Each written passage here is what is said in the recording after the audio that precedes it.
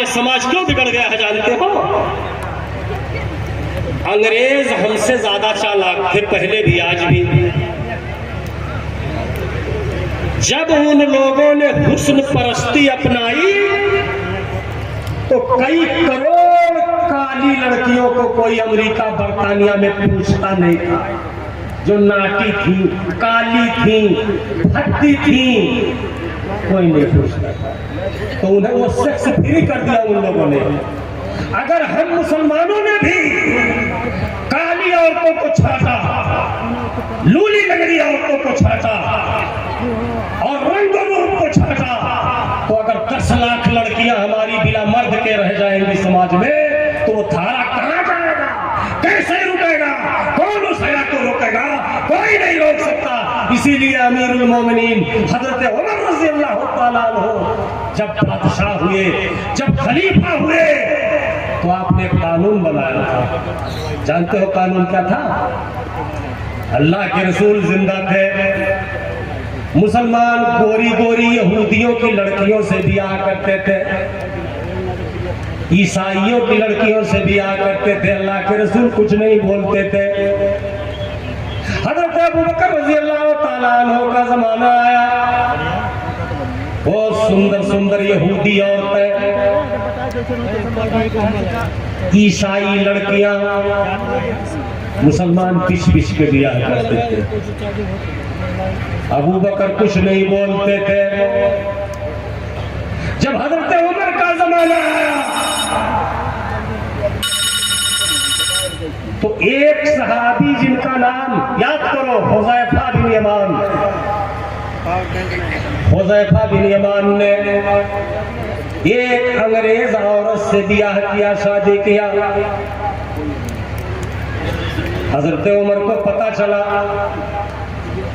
कि एक अंग्रेज औरत की सुंदरता देख करके शादी किया इस मुसलमान ने। हज़रत उमर ने कहा, जाओ कह दो तिलाक दे दे, और कहीं मैं आ गया तो उसकी खाल खलिया करके खींच करके भूसा भर दूंगा और ऐसे ही बालू में छोड़ दूंगा, सूख के मर जाएगा। अब लोग पूरे मदीना मोहल्ला इलाका भर में हो, फलनियत मेहरारू अंग्रेज हो, ईसाई हो, यहूदी हो, किब्ती हो, अल्लाह के रसूल कुछ नहीं बोलते थे, अबू बकर कुछ नहीं बोलते थे। ये उमर को क्या हो गया है? ये उमर के बाप की शरीयत है जो घटावा बढ़ावा कर रहा है।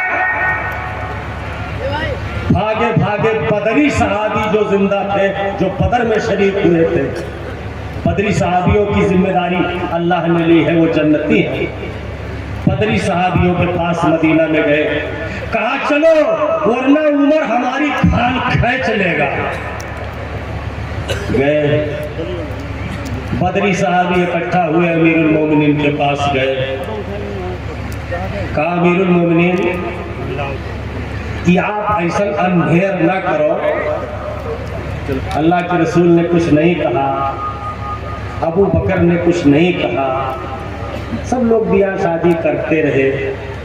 अगर हुज़ैफा ने कर लिया, नेक आदमी है, तो आप कह रहे हो कि तिलाक दे, नहीं तो उसके खाल को छोड़ा के भूसा भर दूंगा। कहा तुम लोग सिफारिश में आए हो? कहा हाँ। कहा पहले तलाक दिलवा के आओ वरना तुम्हारी भी खैरियत नहीं है। दारा पलट गया, कहीं भैया तिलाक दे नहीं तोरे साथे हम रहू। दिया तिलाक, बुलाया, आए, तकरीर किया मस्जिद में और रोने लगे, आंसू गिर रहे थे और कह रहे थे कि ये ईमान वालों, अगर ये मुसलमानों की बेटियां जो सांवली है, जो कुरान पढ़ने वाली है, जो निस्वा की डिग्री लेने वाली है, जो बुखारी मुस्लिम पढ़ने वाली है, जो रंग सांवला है, रंग काला है, होठ मोटा है, हड्डी है, मोटी है, नाटी है, अगर इन परहेजगार बहनों को, इन परहेजगार बेटियों को तुम हुस्न जमाल के तहत छोड़ दोगे तो इनका अंजाम क्या होगा? क्या होगा। कानून बनाया था एक सावली मोमिना एक दौरे हाजिर के ईश्वरिया राय और हुस्न आलम आरा से हजारों दर्जा बेहतर है जो एक सावली बच्ची हो लेकिन अम्पारा ज़बानी याद हो, नमाज पढ़ती। उलमाए किराम, हम लोग जब तक आगे नहीं बढ़ेंगे तो हमारा अंजाम वही होगा जो इजराइल वाले फलस्तीन में कर रहे हैं। कोई गुहार दुनिया से नहीं आएगी। अल्लाह ने कुरान में कहा फमा बकत अलैहिमुस्समा वल अर्द, उनके ऊपर ना जमीन रोई ना आसमान रोया। तो जमीन आसमान के कहूँ आंसू है? नहीं, जमीन से मुराद अहले जमीन और आसमान से मुराद अहले आसमान, फरिश्ते। उन पर जमीन और आसमान नहीं रोए जब वो मारे गए, धसाए गए। आज हमारी वो बेटियां जिन्हें हमें दत्तक से दिखाना पड़ता है, थोड़ा सांवला होने की, मोटी होने की वजह से, भद्दी होने की वजह से हाफिज़े कुरान हम बना देते हैं, फिर भी कोई तैयार नहीं होता है। जब 1 बीघा खेत बेच करके दो, अम्मई बम्मई से उधार बाढ़ी 4-4 लाख और दे दो, तो कहीं जा करके कोई तैयार हो जाता है। हमसे 2-3 लोग कहे अरे आप जंक्शन जात हो तो एक मेरे साथ परहेजगार लड़का हेर दो, बिटेवा पढ़ाए हैं तो हेरन कई ने वैसा ही पूर्ववा में से आ रहे 5 लाख देते रहे, हम कुछ बोलन नहीं। पति अब जब आप आई गए हो तो बहरहाल आपका तो लजिया रख ही पड़ी, तो हम कहें जरूर है तू हमारे नाते 20,000 तो कमे कर बोला। हाँ 2500 कह दे, 50 कह दे, समझे। वो पूर्ववा वाले जो दियत रहे वो 25-50 हमारे सिफारिश पर कम करी तब भी हवा करी। मुसलमान अहले हदीस हाजी नमाजी आज ये हाल है।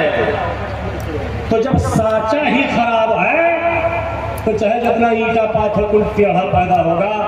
इसलिए सबकी औलाद, मौलवियों की भी औलाद गाली देती है, मौलवियों को, हाजियों की भी नमाजदारी की औलाद गाली देती है। सब के सब एक ही हम्माम में। बाज खानदान बड़दमियों के, जमींदारों के ऐसे भी है जो आड़े आड़े दारू भी पीते हैं और दारू पी के पकड़े भी जाते हैं। इलाके में हल्ला भी हो जाता है कि फलाना का लड़का, हाजी साहब का लड़का, मौलवी लड़का दारू पीता है। सब अल्लाह रब्बुल आलमीन ने बयान फरमाया कि हमने ये फैसला कर दिया कि तुम दुनिया में जाया कहीं रहो, हमारी इबादत करो और हमारी इबादत करने के बाद अपने माँ बाप को दुलार और प्यार से अपने पास रखो, उन्हें बढ़िया खाना खिलाओ, अपना खराब खाओ, उन्हें अच्छा कपड़ा पहनाओ, अपना खराब पहनो, उन्हें दोहरा जानो, अपना यकहरा समझो। ये माँ बाप का दर्जा है। माँ बाप का नाफरमान जहन्नमी है। माँ बाप की खिदमत फर्ज है। माँ बाप जो कहे वो कहना वाजिब है सिवाय शिर्क के। आप माँ कितनी ही बड़ी नंगीन हो, रोज 4 गाली पतोहों को देती हो, लेकिन बेटे के लिए दुरुस्त नहीं है कि वो ये भी कह दे कि अम्मा काहे गरियावत। ये पावर है। और बाप इन्हीं